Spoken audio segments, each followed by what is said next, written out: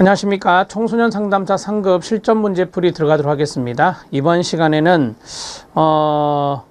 학습이론입니다. 학습이론의 문제인데요. 학습이론의 이번 문제는 청소년 상담사 2014년도에 기출문제를 넣어드렸는데요. 전반부 15문제를 보도록 하겠습니다.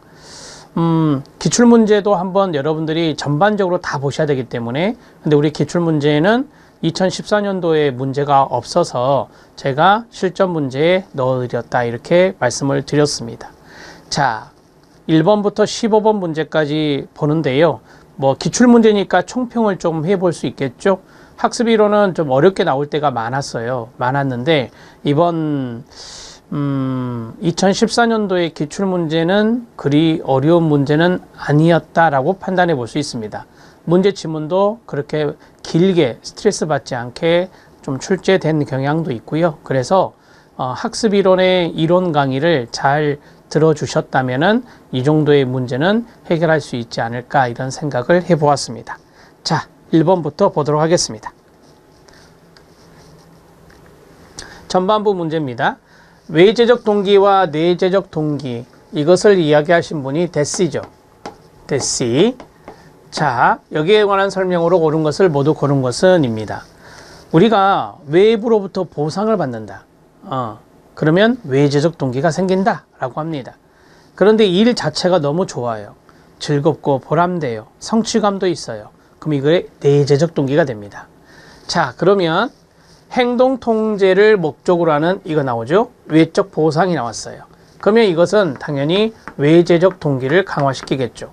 외적 동기니까, 외적 보상이니까 외제적 동기를 강화시킨다라고 해야 되겠습니다. 탈락. 자, 그 다음에 과제가 주는 즐거움이 있다, 흥미가 있다, 이것은 내재적 동기에 해당한다고 제가 말씀을 드렸죠. 탈락. 자, 그 다음에 내재적 동기란, 같이 한번 읽어보세요. 시작. 학습활동 자체가 보상으로 작용하는 동기다. 맞습니다. 여기서 중요한 포인트가 이거예요. 학습활동 자체. 우리가 보통 일 자체, 이런 것들이 바로 내재적 동기와 연관성이 있는 거거든요. 그래서 이것이 보상으로 작용하면 내재적 동기가 되는 겁니다. 그 다음, 외적 보상이 수행에 대한 정보를 제공할 경우 내재적 동기가 손상될 가능성은 적다. 네, 맞습니다. 우리가 외적 보상 중에 어떤 것이 있냐면요, 예를 든다면 칭찬이라고 하는 것이 있다. 칭찬이라고 하는 것이 있어요. 자, 그런데 이런 칭찬이 수행에 대한 정보를 제공해 줍니다. 이것을 수행해야 되는 거구나 라고, 외적 보상에 의해서 수행해야 되는 거구나 라고 한다면 이 사람은 거기에 대한 보람을 느낄 수 있죠. 그래서 우리가 내재적 동기가 손상될 가능성이 적다라고 말을 하는 거예요. 그런데 이런 것은 달라요. 과잉정당화 효과란 것을 이야기했는데 듣기만 하세요. 과잉정당화 효과는 뭐냐면 이미 내가 내재화가 됐어요. 내재적 동기가 높아요. 높은 상태에서 외적 보상이 주어지잖아요. 그러면 내재적 동기가 감소됩니다. 이걸 과잉정당화 효과라고 말을 합니다. 이해되셨죠? 책 읽는 자체가 너무너무 좋은 아이가 있어요. 너무 좋아해. 이게 뭐예요? 내재적 동기거든요. 근데 거기에다가 외적 보상을 막 주면은 이 책이 읽음으로써 좋아하는 그런 즐거움이 줄어들게 돼요. 이게 바로 과잉정당화 효과라고 하거든요. 좀 말이 어렵나요? 그런 것도 알아놓으면 좋습니다. 자, 그래서 이 지문은 맞다라고 보시면 되겠습니다. 자, 디귿리을 3번이 답이 됩니다. 자, 2번 들어갑니다. 기능주의입니다. 우리가 기능주의 하면은 대표적인 분이 그렇습니다. 윌리엄 제임스죠. 제임스. 우리가 심리학의 역사에서 구조주의 또는 구성주의라고도 하고요. 그 다음에 기능주의가 있습니다. 자, 구조주의, 그 다음에 기능주의가 있는데 이 구조주의를 우리가 구성주의라고도 한다. 대표적인 학자가 빌헬름 분트입니다. 그 다음에 티치너, 이런 분들이고요. 그 다음에 기능주의는 윌리엄 제임스가 대표적인 학자다, 이렇게 말할 수 있어요. 이 두 가지는 완전히 다른데 이 구조주의에서 절대 잊지 말아야 될 게 내성법입니다. 내성법. 좀 쉬운 말로 한다면 자기 성찰이거든요. 그게 이제 내성법이라고 하는 거예요. 그런 것을 통해서 의식의, 마음의 요소들을 분리하는 거예요. 마음의 요소들을 분리해내는 작업이 바로 구조주의입니다. 하지만 이것은 의식의 기능에 강조점을 뒀어요. 의식의 기능, 마음의 기능. 그래서 우리가 이것을 기능주의라고 하는 겁니다. 의식의 기능은 뭐냐? 환경 적응입니다. 환경에 적응하는 거다. 이렇게 정리할 수 있어요. 자, 그러면 보세요. 윌리엄 제임스는 대표적인 기능주의 학습 이론가 맞고요. 인간의 의식은 하나의 통일체다. 그래서 요소로 환원할 수 없다. 네, 맞습니다. 환원이라고 하는 것을 우리가 분해, 분리라고 생각하시면 돼요. 여러 가지 요소로 분해, 분리하는 것이 구조주의예요. 그래서 이것이 불가능하다, 없다라고 하면 이건 기능주의 입장입니다. 자, 인간의 의식을 이해하기 위해서 내성법을 주로 썼다. 이게 뭐라고요? 네, 구조주의, 구성주의다. 구조주의, 구성주의다. 이렇게 말할 수 있습니다. 답은 3번이네요. 자, 행동과 의식은 바로 환경과의 관계에서 끊임없이 변화한다라고 했어요. 행동과 의식은 환경과의 관계에서 끊임없이 변화를 하는데 환경에 적응하기 위해서 환경이 변하지 않고 그대로 가는 건 아니잖아요. 환경이나 상황은 변합니다. 따라서 행동도 변하고 인간의 의식도 변하는 거예요. 왜요? 적응하기 위해서. 자, 5번 읽으세요. 시작. 의식의 기능과 작용에 초점을 두었다. 뭐라고요? 환경 적응입니다. 자, 그것을 강조했던 것이 바로 기능주의다. 이렇게 정리할 수 있겠습니다. 답은 3번입니다. 자, 물론 기능주의도 내성법을 어느 정도는 인정했어요. 하지만 주로 사용한 것은 아니에요. 내성법 어느 정도 인정. 여러분 해설에도 있어요. 내성법 어느 정도 인정. 그러나 주로 쓴 것은 아니다. 주로 쓴 것은 바로 구조주의다. 이렇게 정리할 수 있겠습니다. 자, 답은 3번입니다. 자, 3번 들어갑니다. 순행간섭입니다. 순행간섭으로 설명할 수 있는 것은 입니다. 자, 제가 순행간섭은 이겁니다. 역행간섭은 이겁니다. 자, 순행간섭은 과거, 현재, 과거, 현재, 화살표 끝이요. 화살표 끝이 바로 기억이 안 되는 겁니다. 화살표 끝이 기억이 안 되는 겁니다. 이게 개념이에요. 봐요. 과거의 정보에 의해서 현재가 잘 기억나지 않아요. 현재 때문에 과거의 것이 잘 기억나지 않아요. 이게 뭐라고요? 순행간섭. 이게 뭐라고요? 역행간섭이다. 이것을 먼저 말씀드려야 이게 쉬워집니다. 먼저 3번을 봐주시죠. 너무 오랜만에 만난 친구의 이름을 기억하기가 어렵다. 너무 오랜만에 만난 친구예요. 근데 그 친구의 이름을 기억하기가 어렵다고 이야기했습니다. 자, 그러면 과거의 이름이 기억나지 않은 거 아닙니까? 그렇죠. 네. 그래서 이것은 이거 역행간섭이라고 말할 수 있습니다. 이미 암기한 단어 때문에 새로운 단어의 암기가 어렵다. 이게 뭐예요? 순행간섭입니다. 이미 암기한 단어는 과거, 새로운 단어가 뭐예요? 현재. 이거는 순행간섭입니다. 스페인어를 배우고 난 다음에 이거 과거에 공부했던 영어가 혼동된다. 과거에 공부했던 게 혼동된다. 그럼 뭐다? 아, 죄송합니다. 과거에 공부했던 영어가 기억이 나지 않는데요. 그럼 뭐예요? 역행간섭이 됩니다. 자, 이거 역행간섭. 이거 순행간섭. 이거 역행간섭. 이 문제를 풀 때는 시험에 잘 나오니까 풀 때는 어떤 것이 기억하기 어려운 것인가 그것을 잘 기억해내야 돼요. 그걸 생각해둬야 돼요. 자, 만약에 현재 것이 기억이 안 나, 현재가 잘 기억이 나지 않아, 그러면 이것은 순행간섭. 과거의 것이 잘 기억이 나지 않아, 그럼 뭐다? 역행간섭이 되는 거예요. 자, 이게 보면 관심이 없는 정보일수록 여기에 가로 묶어 주시고요. 중요한 정보일수록 여기에 가로 묶어 주시기 바랍니다. 자, 기억하기가 다 어렵다가 돼 있죠. 이런 것들이 바로 역행간섭이라고 합니다. 역행간섭은 과거의 것이 기억나기 어렵다라고 하는 거예요. 그래서 관심이 없는 정보라든지 아니면 중요한 정보라든지 그러한 것들은 바로 현재의 것이 간섭을 해요. 이 녀석이 간섭을 해서 관심이 없는 정보도 기억하기 어려워지는 거고 중요한 정보도 기억하기 어려워지는 거예요. 여기에 대한 포인트는 이거예요. 현재 정보의 간섭으로 현재 정보의 간섭으로 관심 없는 정보, 중요한 정보 기억해내기가 어렵습니다. 현재의 정보가 간섭해서 이런 것들을 역행간섭이라고 하죠. 답은 4번이 됩니다. 이렇게 정리해 놓으시고요. 순행간섭의 내용을 찾는 문제였습니다. 순행간섭, 역행간섭은 이후에도 시험에 정말 많이 나왔어요. 그래서 기출문제만 봐도 충분히 여러분들이 실제 시험장에서 해결해 낼 수 있습니다. 걱정하지 마세요. 4번 들어갑니다. 학습에 관한 설명입니다. 이것은 제가 해설을 보니까 타이틀을 잘못했더라고요. 여러분 해설에 보시면 타이틀이 순행간섭으로 되어 있잖아요. 실력 따지기 타이틀이. 학습으로 고쳐주시기 바랍니다. 순행간섭을 지우시고요. 학습이라고 고쳐주세요. 정오표에도 올려놓겠습니다. 자, 학습에 관한 설명으로 옳은 것을 모두 고른 것은 입니다. 기억은 아시죠? 학습은 경험과 연습의 결과 맞습니까?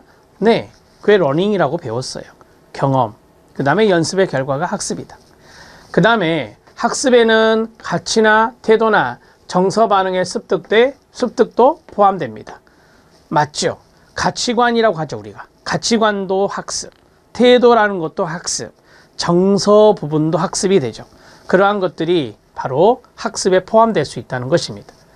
자, 학습은 변화된 행동이 비교적, 이게 중요한 거예요. 지속돼야 됨을 전제로 한다. 네, 학습은 일시적인 것 학습 아닙니다. 생득적인 것 학습 아닙니다. 성숙에 의한 것 학습이 아니라고 했죠. 성숙에 의한 변화, 이런 것은 학습이 아니에요. 학습 아님 이렇게 써드릴게요. 안 헷갈리게. 자, 그래서 지속적으로 이루어져야 된다라고 말을 했습니다. 비교적. 맞습니다. 학습에 의한 변화가 반드시 즉각적인 행동으로 나타나는 것은 아니다. 네, 맞죠. 학습에 의한 변화가 나중에 일어날 수 있어요. 학습에 의한 변화가 바로 행동으로 즉각적으로 나타나는 것은 아니잖아요. 나타날 수도 있고 나타나지 않고 지연될 수도 있어요. 자, 그래서 모두 맞습니다.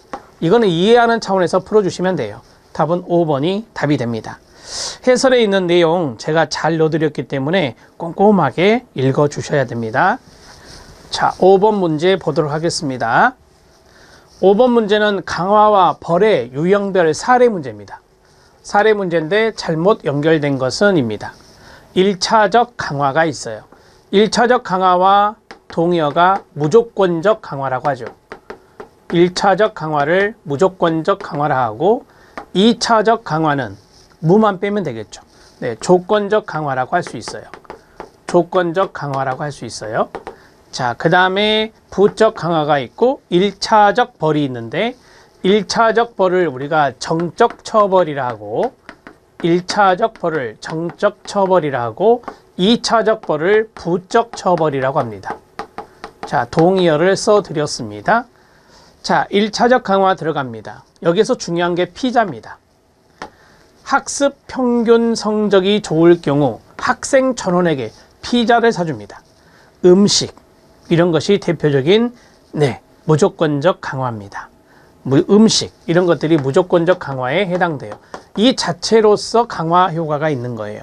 그것을 우리가 1차적 강화라고 합니다. 자, 여기서 중요한 게 미소입니다. 응답을 잘한 학생에게 미소를 지어준다. 이런 것들을 우리가 2차적 강화라고 합니다. 2차적 강화물에 해당되는 것들의 대표적인 것들이 있죠. 칭찬, 미소, 돈, 이런 것들이 여기에 들어갈 수 있습니다. 자, 그 다음에 부적 강화입니다. 부적 강화는 부적이니까 제거가 중요해요. 제거. 바람직한 행동 증가, 행동 증가는 강화. 제거. 뭘 제거해야 돼요? 혐오물 제거.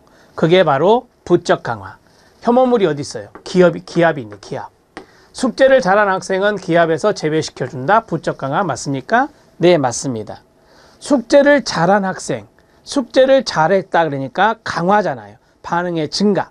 근데 기압 받는 것에서 제외를 시켜줬어요. 제외시켜주는 게 네거티브, 부적이다.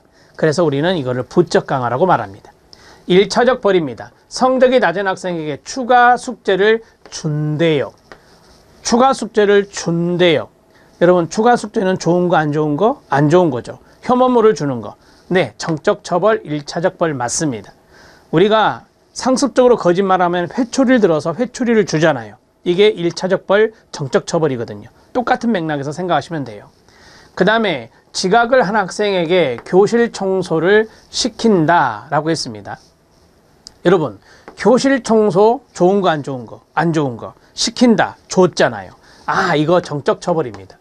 무슨 처벌이다? 정적 처벌이에요. 2차적 벌이 아니라 1차적 벌이 되는 거죠.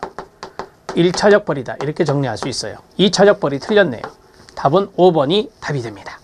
이해되셨나요? 네.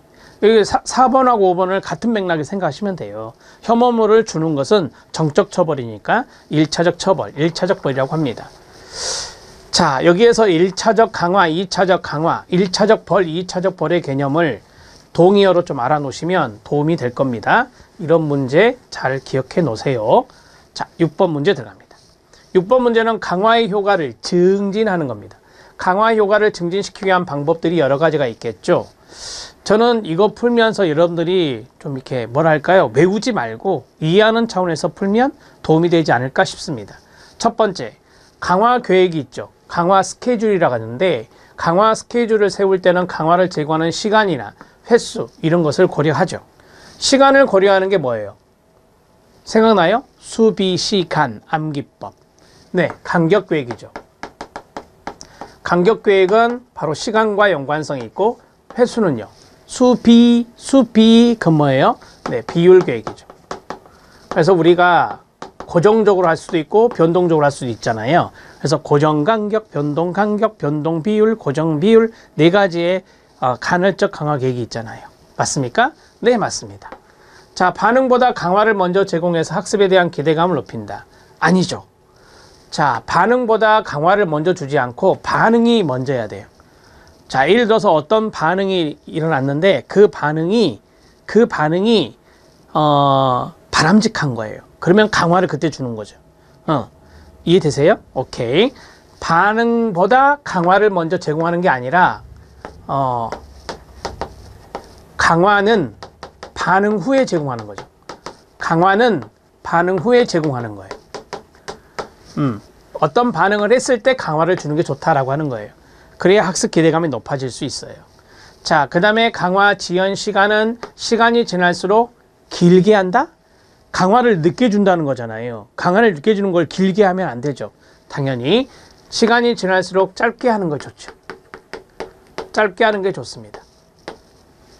생각나세요?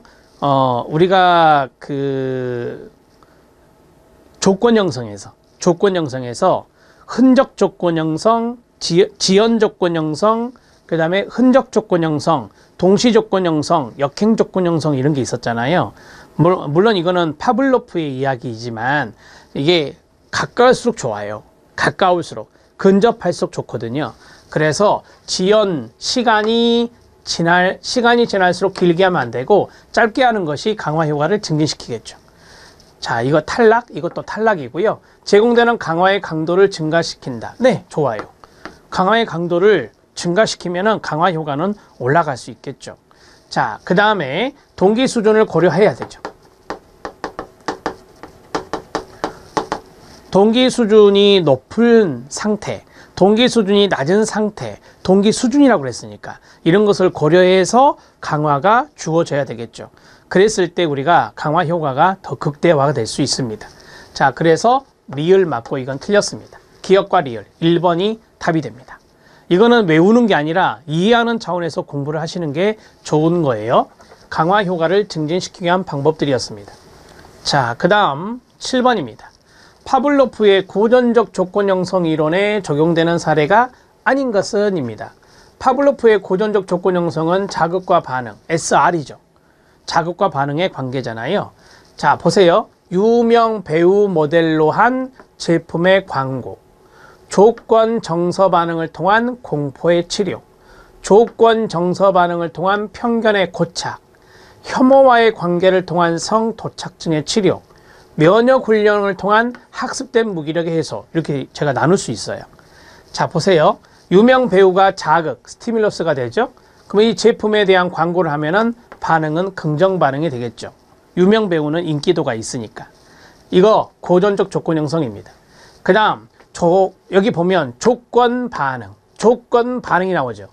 조건 반응이 들어가 있어요. 여기 아예 조건 반응이 들어가 있으니까 여러분이 아시잖아요. 조건 반사, 조건 자극에 의한 조건 반응. 그래서 이거는 당연히 파블로프고 있구나. 당연히 맞겠죠. 공포의 치료라든지 그 다음에 편견이 고착된다든지 그런 것들이 바로 이 조건 반응에 의해서 나타난다라고 하는 겁니다. 이거는 여러분들이 그냥 이해할 때 우리가 조건 자극에 의한 조건 반응이 바로 조건 반사라고 배웠는데 파블로프가 말한 건데 조건 반응의 키워드네. 뭐 조건 반응의 키워드니까 여기에 동그라미를 치면 조건 반응, 여기 조건 반응.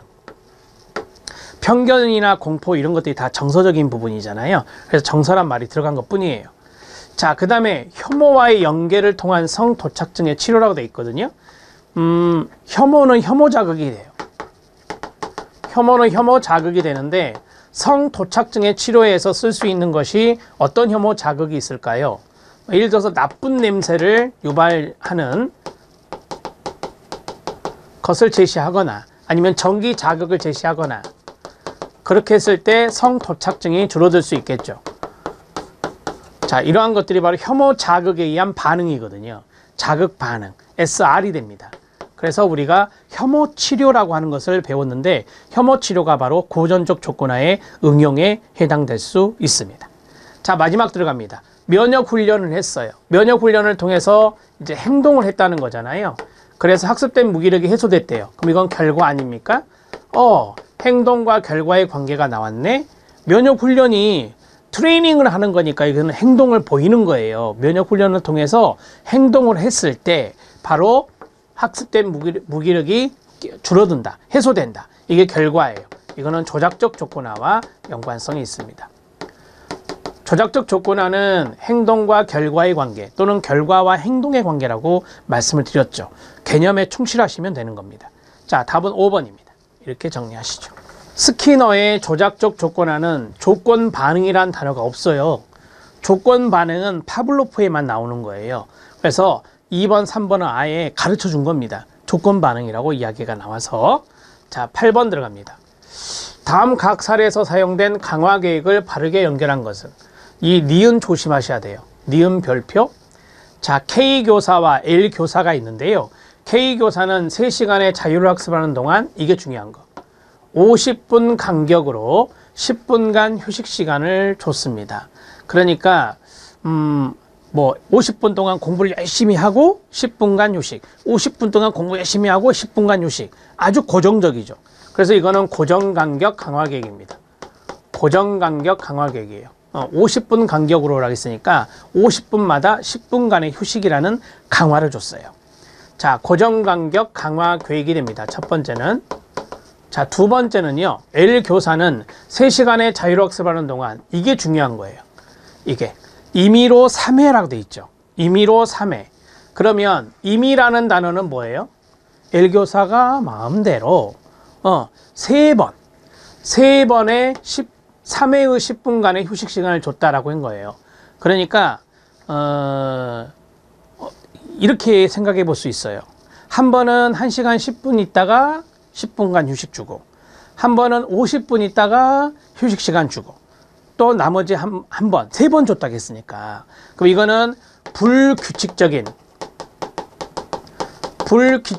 시간마다가 되는 거예요. 여기서 3회라고 하는 것에 현혹되시면 안 돼요. 이거는 불규칙적인 시간마다 L 교사가 3번을 정해갖고 10분간 휴식을 준 거라는 거죠. 거기 안에는 이게 들어있어요. 불규칙적인 시간마다라고. 그래서 이거는 변동 간격이 돼요. 이건 변동 간격 강화 계획이 됩니다. 그래서 그래서 니은을 더 조심하셔야 돼요. 3회에 꽂히시면 안 돼요. 3회는 횟수잖아요. 그래서 여러분이 자칫 잘못하면 비율 계획으로 갈 수 있어요. 가면 안 돼요. 여기에 의미는 뭐냐면 3시간이 있는데 거기 안에서 불규칙적인 시간을 정해놓고 임의로 했으니까, 그래서 10분간 휴식을 줬다면 이것은 이것과 연관성이 있어서 변동간격 강화기기 됩니다. 답이 1번이에요. 이렇게 정리할 수 있습니다. 자, 9번 문제 들어가도록 하겠습니다. 9번 문제, 좌뇌와 우뇌가 나왔습니다. 좌뇌와 우뇌의 기능적 속성에 관한 설명으로 옳지 않은 것은 이다. 자, 여기 보면 5번에 무시증후군이 나오거든요. 이거는 해설을 잠깐 보겠습니다. 좀 이따가요. 자, 첫 번째, 좌뇌와 우뇌 간에는 정보 전이가 가능합니다. 맞습니다. 좌뇌와 우뇌 사이에 뇌량이란 게 있어요. 뇌량이 있어요. 그래서 이 뇌량을 통해서 정보의 전이가 가능합니다. 자, 그리고 4번을 봐주시죠. 4번에 보면 뇌량을 절단했습니다. 자, 뇌량의 절단은 양반구가 뭐예요? 좌뇌와 우뇌, 좌반구와 우반구를 말합니다. 양반구의 정보 전이를 막을 수 있다. 네, 맞습니다. 이것을 연구한 분이 스페리입니다. 스페리의 분리뇌 실험이라고 하죠. 스페리의 분리뇌 실험. 노벨 의학상을 받은 스페리입니다. 스페리의 분리뇌 실험은 이 좌뇌와 우뇌가 뇌량으로 연결되어 있는데 그걸 절단한 환자들 연구한 거예요. 그래서 분리뇌 실험이라고 이야기합니다. 맞습니다. 자, 여기 보면 언어가 나오죠.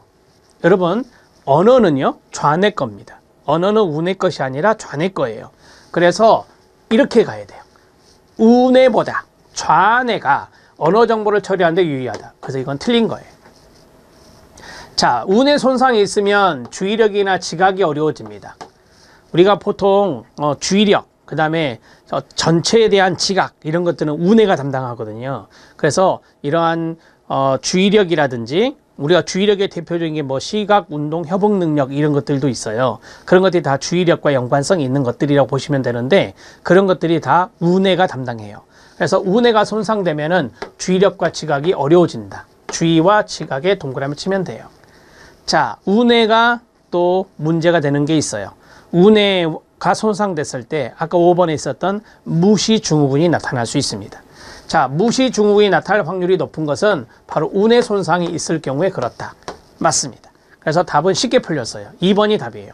언어 중추는 좌뇌거든요. 그래서 언어는 좌뇌 꼭 외우시기 바랍니다. 이거는 많이 나와요. 자, 이제 무시증후군에 대해서 잠깐 보겠습니다. 제가 해설에 넣어드린 걸로 기억하는데 한번 봐주시죠. 9번 문제죠. 자, 9번 문제 해설을 보시면, 자, 밑에 실력 따지기에 무시증후군이 있어요.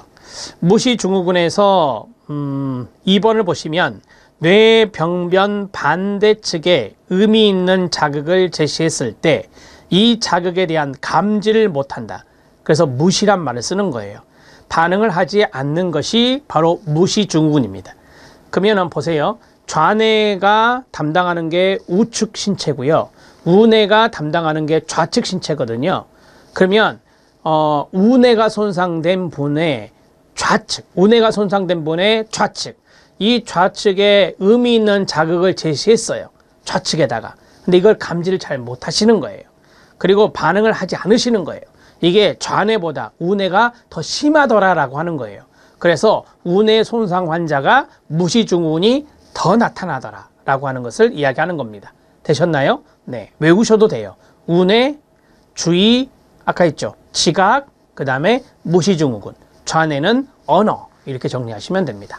자, 답은 2번입니다. 자, 10번 문제 들어갑니다. 학습의 전입니다. 여기에 대한 설명으로 옳은 것은입니다. 자, 우리가 이제 학습 전이라는 말을 많이 쓰죠. 여러분 해설에 보시면 학습 전이의 개념이 1번에 있습니다. 우리가 보세요. 기존에 장기 기억에 많은 지식이 쌓여 있어요. 그렇죠. 새로운 걸 공부합니다. 새로운 걸 공부할 때 이 장기 기억에 쌓여 있는 것을 동원시켜요. 그래서 활성화가 돼요. 그리고 이런 새로운 정보를 습득을 해요. 이게 바로 학습 전이라고 하는 겁니다. 자, 자, 개념을 봐주시면 새로운 정보가 작업기억, 이건 단기기억이라고도 하죠. 작업기억으로 들어올 때마다 장기기억은 새로운 정보와 관련된 선행지식을 찾아 선행지식이 존재한다면 기억 연결망은 활성화가 되고 새로운 정보가 장기기억에 잘 저장되도록 도와 선행학습이 새로운 학습에 영향을 미치는 것이에요. 그게 바로 학습 전이다. 트랜스퍼라고 하는 거죠. 이렇게 정리할 수 있어요. 자, 이제 들어갑니다. 포괄적인 법칙이나 개념보다 끊고 단편적인 지식을 학습할 때 전이가 촉진된다. 그렇지 않습니다. 전이의 촉진은요. 전이의 촉진은 이게 더 잘 돼요. 쉽게 말하면 이거예요. 개념에 대한 이해가 있고요. 개념에 대한 이해가 있고 그 다음에 단편 지식. 이거 포괄적이라 할게요. 자, 포괄적인 개념을 이해하는 것과 단편 지식을 기계적으로 학습하는 것. 이 두 가지 중에서 이것을 했을 때 학습 전이가 더 촉진된다라고 하는 겁니다. 학습 전이가 촉진된다. 이렇게 정리하시면 돼요. 좀 우리가 상식적으로 이해할 수 있어요. 포괄적인 개념을 쭉 여러 가지 것들을 이해하는 거하고 단편적인 것을 우리가 두 문자 암기 붙여가지고 외우는 거 있잖아요. 그거하고 기계적으로 학습하는 거. 어떤 것이 전이가 잘 이루어지겠어요? 학습 전이에 대한 개념을 제가 말씀드렸잖아요. 따라서 이 포괄적인 어떤 법칙이나 개념을 이해하는 것이 학습 전이가 촉진된다라고 보시면 됩니다. 두 번째는 이겁니다. 학습 내용과 실생활 간의 유사성, 이게 포인트죠. 이걸 전이가 촉진되겠죠. 우리가 보통 학습한 내용이 실제 생활에 적용이 된다라고 하잖아요. 그럼 이건 당연히 학습 전이가 더 잘 일어날 수 있어요. 그 다음에 유사할수록 수업 방법이나 학습 태도에 따라 전이 정도가 달라질 수 있습니다. 수업 방법도 중요하고 학습에 대한 태도도 중요하다라고 하는 것을 이야기하는 겁니다. 우리가 이제 수업 방법은 강의식도 있고 시청각 교육도 있고 그러잖아요. 보통 시청각 교육을 활용했을 때 학습 전이가 좀 많이 일어난다라고 하거든요. 자, 그리고 학습 태도도 중요하고요. 자, 그 다음에 기본적인 원리, 이것을 확실하게 이해하면 전이가 촉진될 수 있겠죠. 우리가 기본적인 원리를 확실히 이해했으면 거기에 대한 장기 기억화가 잘 돼 있을 거 아니에요. 그래서 새로운 정보를 이 기본적인 원리에 적용을 해서 전이가 잘 이루어질 수 있겠죠. 자, 이해되셨죠? 요 세 가지가 맞습니다. 니은, 디귿, 리을. 답은 4번이 답이 됩니다. 이해되셨죠? 학습 전이에 대한 문제도 매번 출제되는 건 아니지만 여러분 해설해 보시면 그 전이의 유형이 많거든요. 긍정적 전이, 부정적 전이, 수평적 전이, 수직적 전이, 이런 것도 이미 다 출제가 됐어요. 그래서 기출문제에서 이거를 확인하실 수 있습니다. 자, 이제 11번 문제 들어갑니다. 학습자의 정서입니다. 자, 옳지 않은 것은 인데요. 자, 이거는 정서에 대한 문제입니다. 첫 번째, 특성 불안이 있습니다. 특성 불안이란 특정 상황에서 일시적이 아니에요. 지속적이에요. 특정 상황에서 지속적으로 나타나는 불안이 특성 불안이라고 하는 개념입니다. 일시적으로 잠깐 불안했다가 나타나는 것이 불안한 경우가 특성 불안이 아니라 어떤 특정 상황이 있는데 이게 계속해서 불안감을 느껴야 우리가 이걸 특성 불안이라고 말할 수 있습니다. 자, 각성 수준이 지나치게 높을 경우 불안이 나타날 수 있나요? 당연한 거 아닙니까? 각성 수준이 높으면 불안감이 있다는 소리고, 그 다음에 과제의 성격에 따라서 이거 상당히 좀 중요할 수 있는데 최적의 각성 수준이 다를 수 있습니다. 우리가 이제 최적 각성 이론이 있어요. 최적 각성 이론, 역유자 이론이라고 하는데 그건 신경 쓰지 마시고요. 최적 각성 이론에서 어떤 이야기를 하냐면 지금 이 앞에 과제의 성격이라고 돼 있잖아요. 쉬운 과제냐 어려운 과제냐, 그 이야기입니다. 자, 쉬운 과제일수록 각성 수준이 높은 게 좋아요. 자, 그 다음에 어려운 과제일수록 각성 수준이 낮으면 좋아요. 자, 그럴 때 수행이 증가된다라고 해요. 그때 수행이 증가된다라고 해요. 쉬운 과제일수록 방심하지 말고 각성 수준을 끌어올리고, 어려운 과제일수록 너무 불안해하지 말고 각성 수준을 좀 떨어뜨려야, 감소시켜야 수행이 증가된다는 거죠. 이게 바로 역히스도슨 법칙과 연관성이 있는 최적각성 이론입니다.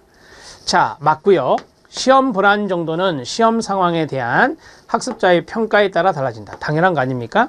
시험 상황에 대해서 학습자가 어떻게 이걸 평가하느냐, 그런 것들이 시험 불안과 연관성이 있겠습니다. 자, 어떤 제자가 시험을 봤어요. 이건 실제 사례인데 옆에서 이 볼펜 소리를 계속 냈나 봐요. 다른 수험생이. 이게 시험 상황이잖아요. 이런 시험 상황인 거예요. 그래서 학습자의 평가, 정말 시험 불안 생겼겠죠. 집중도 못하고 시간은 한정돼 있는데 그랬을 때 이것과 연관성이 있겠죠. 하나의 사례를 들어드렸습니다. 도움이 되시게. 과제 난이도에 따라서 불안 수준이 과제 수행에 미치는 결과가 다를 수 있나요? 네, 이건 난이도의 이야기입니다. 난이도의 이야기. 우리가 이제 문제가 쉽다라고 생각하는 경우가 있고 문제가 너무 어렵다라고 생각하는 경우가 있어요. 이게 난이도인데 그 난이도에 따라서 불안 수준이 영향을 받아요. 그래서 과제 수행을 어렵게 할 수도 있고 쉽게 할 수도 있는 겁니다. 이해되시죠? 네. 이거는 외우는 게 아니에요. 이해해서 푸시는 겁니다. 답은 1번이에요. 1번에 외우셔야 돼. 특성 불안의 개념이니까. 그래서 특성 상황에서 지속적으로 나타나는 불안이 특성 불안이다. 자, 12번 문제 들어갑니다. 학습 동기에 대한 건데요. 이것도 이해해서 푸는 겁니다. 학습의 모티베이션 동기는요. 첫 번째 효용가치라는 단어가 나오죠. 여러분 과제가 효용가치가 높대요. 그럼 동기는 당연히 높아지죠. 낮아지지 않죠. 효용가치가 있다고 느끼면 동기는 올라가게 돼 있어요. 탈락. 그 다음에 과제의 내재적 가치가 높을수록 동기는 높아지겠죠. 과제에 대한 내재적 가치. 내재적 가치는 일종의 즐거움 이런 것도 여기에 들어갈 수 있죠. 내재적인 가치니까. 이거는 동기가 올라가죠. 그 다음 이것도 탈락. 그 다음에 자신이 선택한 과제보다 다른 사람에 의해서 부과된 과제 수행할 때 동기가 낮아질까요? 네, 맞습니다. 내가 선택한 과제면 동기가 올라가는데 내가 선택한 과제가 아니라 다른 사람에 의해서 부과된 거예요. 부과된 거. 이런 것은 동기가 떨어지죠. 자, 그 다음에 자신의 유능감에 대한 평가가 높을수록 동기는 올라가죠. 자신의 유능감에 대한 평가가 높다. 그럼 동기가 올라간다니까요. 이렇게 정리해서 탈락. 학습 내용이 자신에게 중요하다고 생각한다. 동기가 높아지겠죠. 자신에게 중요하다고 생각하고 있는데. 이해되셨나요? 네. 이거는 이해해서 푸는 거예요. 외우는 게 절대 아닙니다. 오케이. 자, 답은 3번입니다. 제가 이런 것들이 좀 많아서 쉽게 나왔습니다 라고 말씀을 드린 거예요. 이론적인 부분을 적용할 수도 있어요. 기대가치 이론이란 것도 있어요. 동기이론의 기대가치 이론이 있는데 에클스의 기대가치 이론이라고 알고 있는데 그 이론을 적용할 수 있는 게 바로 이 문제인데 그 이론을 적용하지 않고 그냥 우리가 상식적으로 이해해서 풀 수 있는 문제예요. 그래서 이 정도는 정리해 놓으시면 되고요. 13번입니다. 구성주의 학습 이론이에요. 자, 옳지 않은 것은인데요. 우리가 이제 구성주의 학습 이론에서 반대가 이제 전통적 학습 이론이거든요.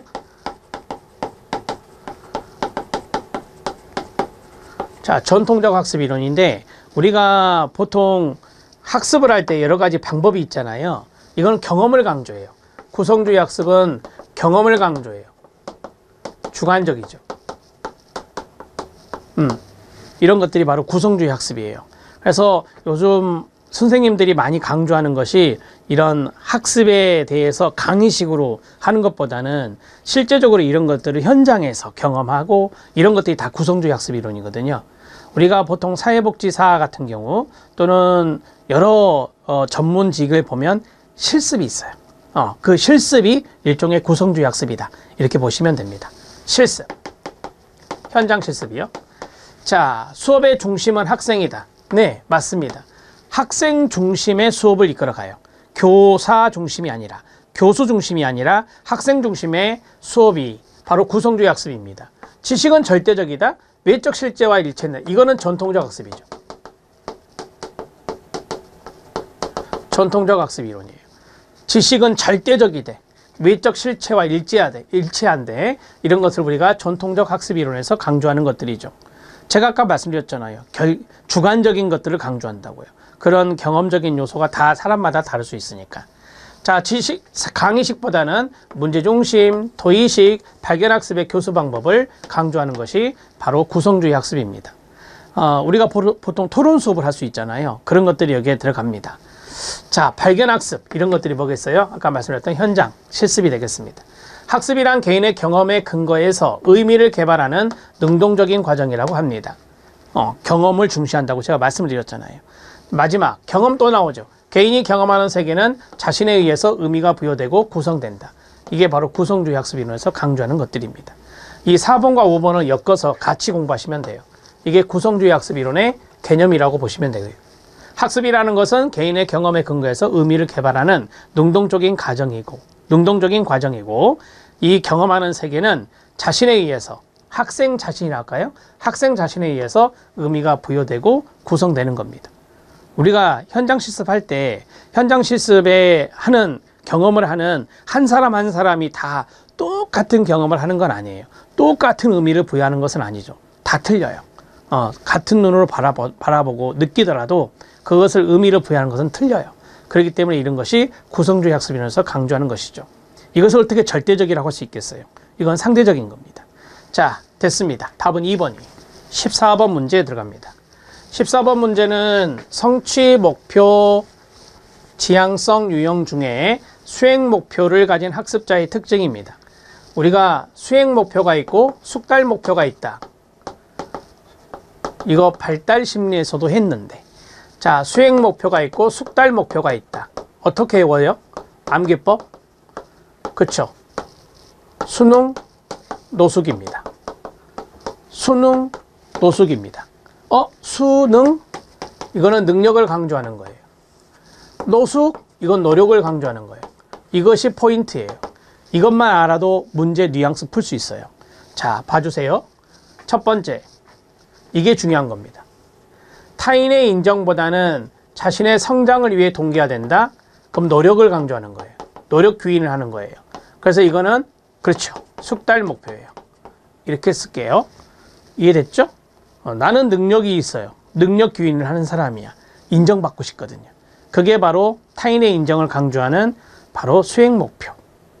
자, 그 다음 타인과의 상대적 비교. 이게 중요한 거죠. 자, 타인과의 상대적 비교를 통해서 성공 여부를 판단한다. 이게 바로 능력 귀인하는 사람. 이게 바로 수행 목표예요. 이게 바로 수행 목표예요. 타인과의 상대적인 비교, 타인으로부터 인정을 받고 이런 것들이 바로 능력 귀인의 수행 목표입니다. 실패할 가능성에도 불구하고 이게 중요하죠. 새로운 내용이나 과제에 도전하는 것. 이게 노력하는 사람들이 그렇잖아요. 이게 숙달입니다. 그 다음 타인의 수행에 관심을 두기보다는 이게 중요한 거예요. 스스로 얼마나 많은 것을 배울 수 있는가. 스스로 얼마나 많은 것을 배울 수 있는가. 이런 사람들이 바로 노력 귀인하는 숙달 목표 지향성 학습자예요. 그 다음에 학습에서의 실수나 실패도 이게 중요한 거예요. 배움의 과정으로 받아들이는 개방적인 태도.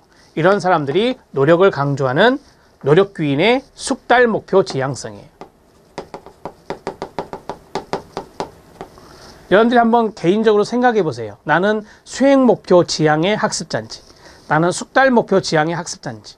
저는 약간의 노력파라고 많이 말을 들었거든요. 그래서 저는 이 노력, 숙달 목표를 가진 학습자에 해당된다고 저는 개인적으로 생각합니다. 여러분들도 한번 스스로 한번 생각해 보시는 게 좋습니다. 답은 2번입니다. 14번 문제는 이렇게 푸는 거예요. 수능 노숙을 꼭 기억하시기 바랍니다. 이번 시간의 마지막 문제 15번 문제입니다. 행동주의와 인지주의가 있어요. 행동주의와 인지주의는 다릅니다. 행동주의 학습 이론이 있고 인지주의 학습 이론이 있잖아요. 여기에 대한 설명으로 옳지 않은 것은 입니다. 자, 1번이 답이네요. 형태주의 심리학이 나왔어요.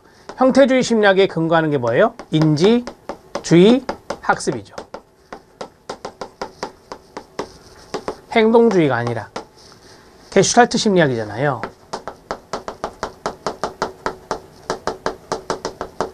게슈탈트가 바로 형태주의예요. 그래서 게슈탈트 심리학이 인지주의 학습이다. 그 대표적인 것이 있죠. 인지주의 학습의 대표적인 것 2개. 퀼러, 톨만. 자, 퀼러의 통찰학습이 있습니다. 톨만의 잠재학습이 있습니다. 이 2가지가 학습 명칭이에요. 뭐 킬러의 통찰학습 정도만 머릿속에 넣으셔도 되는데요. 우리가 이제 침팬지의 바나나 먹는 실험이 있잖아요. 그게 바로 통찰학습의 실험이잖아요. 침팬지가 바나나를 먹을 때 전체적인 것을 쭉 고려하죠. 우리가 전체적인 형태, 전체적인 부분을 고려하는 게 게슈탈트예요. 그래서 이러한 것들을 전체적으로 고려했을 때 어떻게 하면 저 바나나를 따먹을 수 있겠다. 갑작스럽게 해결 방안을 찾아내죠. 아하, 유레카. 이런 아하 경험을 통해서 문제 해결 방법을 찾아내는 게 인사이트, 통찰입니다. 이해되셨나요? 그게 바로 형태주의 심리학을 응용한 겁니다. 자, 그래서 1번이 답이에요. 행동주의 학습 이론은 말씀드렸던 대로 자극과 반응의 관계. 누구? 파블로프. 고전적 조건학, 파블로프. 그 다음에 행동주의는 관찰 가능한 행동을 연구 주제합니까? 당연한 이야기. 인지주의는 관찰되는 행동의 변화보다는 행동 잠재력의 변화에 더 관심을 둡니다. 힌트 여기 있네요. 잠재학습. 행동 잠재력의 변화. 잠재학 톨만의 잠재학습과 연관성이 있죠. 강화라고 하는 것은 이미 학습한 것을 수행하는 데 도움을 줄 뿐이다. 이미 학습되었다. 이게 바로 잠재학습입니다. 그래서 행동의 잠재력 변화에 관심을 갖고 있는 것이 잠재학습이고 이거는 인지주의 학습입니다. 자, 만약에 우리가 학생들을 대상으로 학습을 한다. 학습 이론에 입각해서 학습을 한다 했을 때 어떤 선생님은 관찰된 학생의 행동이 있어요. 바람직하지 못해요. 그것을 변화시키고 싶어. 그럼 이건 행동주의예요. 이해됐죠? 오케이. 그런데 어떤 학생의 잠재 능력이 있어요. 행동에 대한 잠재력이요. 행동에 대한 잠재력이 있는데 그것을 변화시키고 싶다. 그러면 인지주의 학습으로 들어가야 돼요. 인지주의 학습은 거기에 관심이 있기 때문에. 이해되셨죠?